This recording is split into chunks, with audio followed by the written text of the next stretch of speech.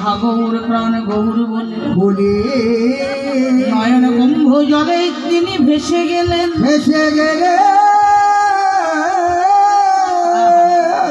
আরেকজন নাগরী এসে ডাকছেন, নাগরী, ও নাগরী। ঘর থেকে উত্তর নিলেন, আয় নাগরী, আয় নাগরী।